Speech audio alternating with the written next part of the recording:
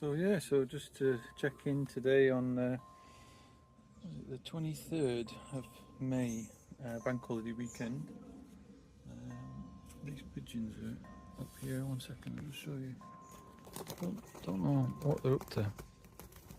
They're either fighting or mating.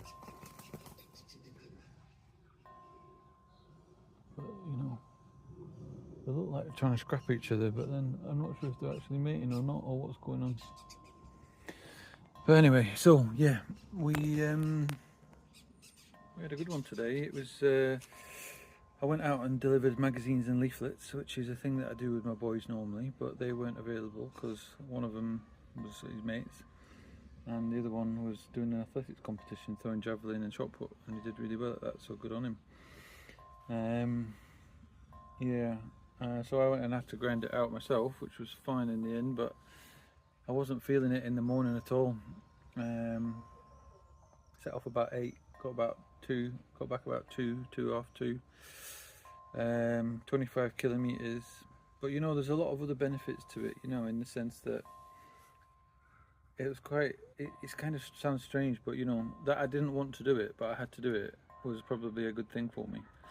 And I kind of purposefully signed up for that last month, knowing that they would probably be busy. But it's kind of like when you sign up for that, it kind of adds an accountability and kind of like a pressure to go and do something like that. So for example, you know, it's highly unlikely I'd have carried 30 kilograms for 25 kilometers today if I didn't have that magazine delivery thing to do, which is helping my fitness plan. Because it's kind of like I reframed it in my head, you know, and I was like, well, you know, yes, I'm not enjoying this at the start, at least anyway, or even throughout. But it's kind of like doing an endurance test. But they're paying you for it instead of you paying when you sign up 50 quid, they're paying you 50 quid. And plus there's the accountability aspect. It needs to be done by a certain date, for example. So it just adds pressure to it and just helps you to get out the door. I mean, you know, it's highly unlikely I'd have done that level of exercise today if it wasn't for that magazine delivery job. So happy days in some ways, you know. I was kind of ruined after it. Drank about 2 or 3 litres of water during it and stuff, but we got there.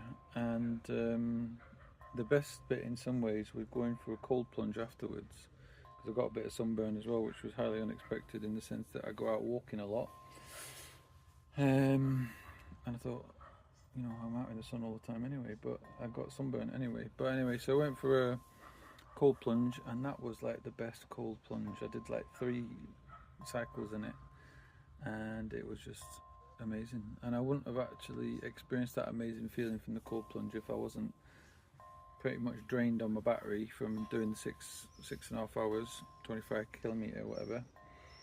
I wouldn't have had all that experience, you know. I wouldn't have the satisfied feeling that I have from it after eating my dinner and all that. Yeah. So just have a look at these wee flowers before I finish. Yeah, so there's flowers coming up everywhere now. Roses are coming up.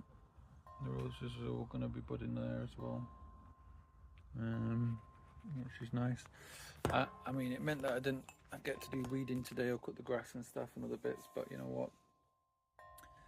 You know, I'll probably do that tomorrow afternoon or something after the football. So yeah, so there's this benefit to doing something that's not always attached to the monetary value.